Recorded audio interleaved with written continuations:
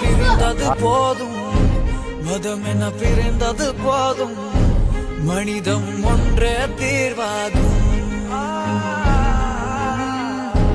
உயிர்களை இழந்தது போதும், உறவுகள் அழுந்தது போதும், அன்பே என்றும் தீர்வாகும்.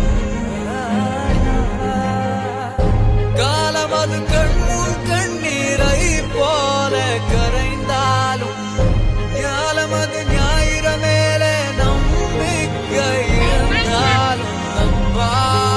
குழந்தைகளுடைய சிரிப்புல கடவுளை பார்க்கலாம்னு சொல்லுவாங்க. அப்படிதான் இங்க இவருடைய முயற்சியின் மூலயமா பல குழந்தைகள்ல பல கடவுள்களை பார்க்க முடியுது.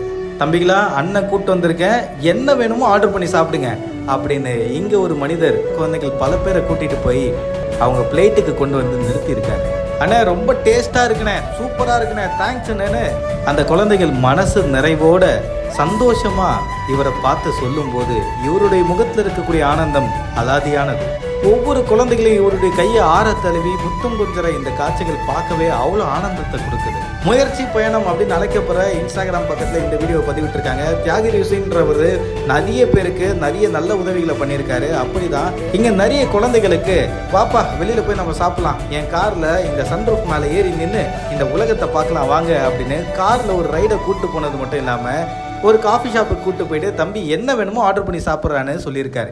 அந்த குழந்தைகளும் அவங்களுக்கு பிடிச்சதை பார்த்து அந்த குழந்தைகள் பிடிச்ச எல்லாத்தையும் ஆர்டர் பண்ணி சாப்பிட ஆரம்பித்த பிறகு இதாடா என்னால் முடிஞ்சதுன்னு சொல்லி சாக்லேட்டும் கொடுக்குறாரு. ஒரு தந்தை போல இவர் நடந்துக்கிட்ட இந்த செயலை பார்த்து பசங்க எல்லாரும் அண்ணன் அண்ணன் அண்ணன்னு ரொம்ப கொஞ்சறாங்க. பாசத்தில் கரைஞ்சு போய் அவருடைய கண்ணத்தை செல்லம் கொஞ்சறாங்க. கள்ளம் கபடம் இல்லாமல் இருக்கக்கூடிய இந்த புன்னகையை பார்க்கும்போது என் மனசும் நிறைவாக இருக்குன்னு பதிவிட்டிருக்காரு தியாகி ரோசி. இந்த வீடியோ பற்றி உங்களோட கருத்துக்களை தினேஷாக என் கூட கமெண்ட்ல தெரிவிங்க. மறக்காம பிக் நியூஸ் சேனலுக்கு சப்ஸ்கிரைப் பண்ணுங்க.